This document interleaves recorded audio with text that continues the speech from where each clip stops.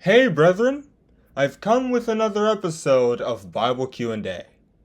Today we're discussing why didn't God spare his precious house from destruction in 586 BC and 70 AD? God didn't really ask anyone to build a house for him, according to 2 Samuel chapter 7 verse 5, but he still appreciated David's gesture.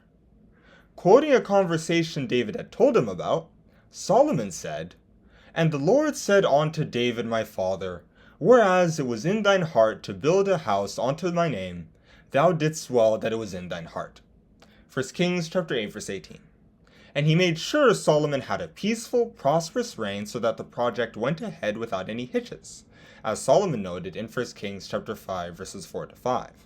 However, after the project was done, he let foreigners wreck his house not once, but twice. It first got wrecked in 586 BC, when King Nebuchadnezzar entered the city and deported all of the nobles. All of the fancy artifacts inside the temple were taken to Babylon. Only after 70 years did Cyrus have all the artifacts taken back to Jerusalem, so a new temple could be constructed for them. Over 600 years later, this new temple was destroyed again when the Romans entered the city.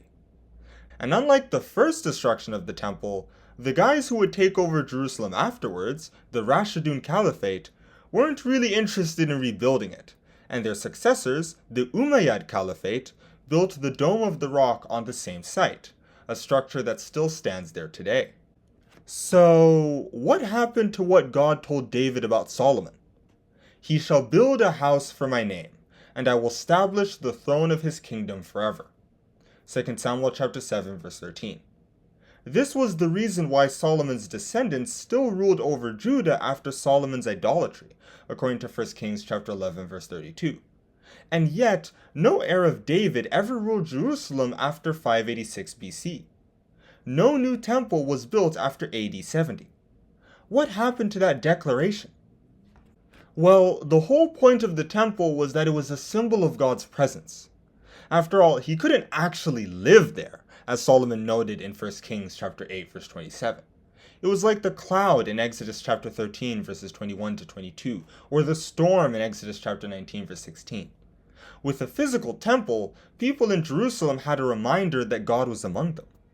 However, for the temple to serve as a proper symbol of God's presence, it had to be holy, because he's holy, as he stated in Leviticus chapter 19 verse 2.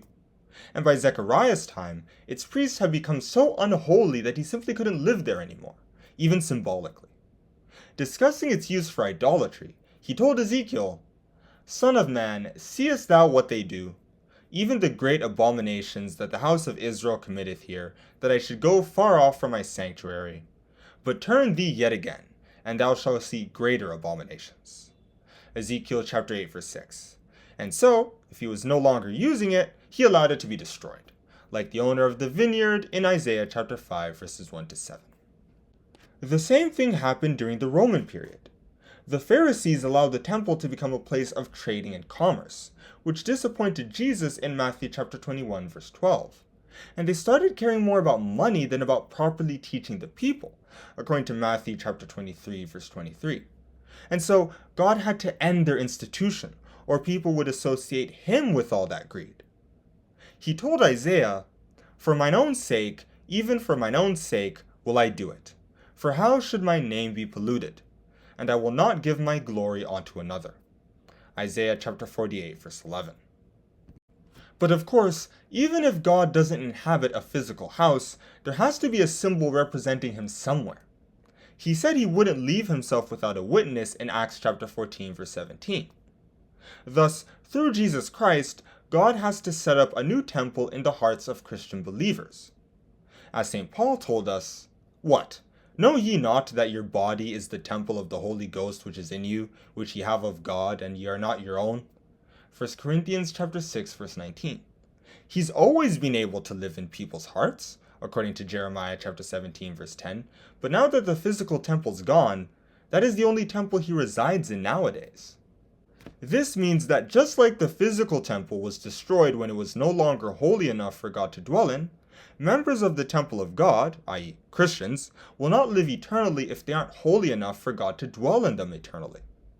After again mentioning that Christians form the temple of God, Paul said, "If any man defile the temple of God, him shall God destroy. For the temple of God is holy, which temple ye are." 1 Corinthians chapter 3, verse 17. On the other hand, if they are holy enough, God will continue to live in their hearts. As the psalmist declared, "But thou art holy, O thou that inhabitest the praises of Israel." Psalms chapter 22, verse 3.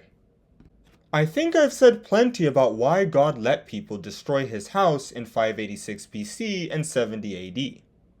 If you found this video informative, like it and subscribe to the channel. Goodbye, everyone.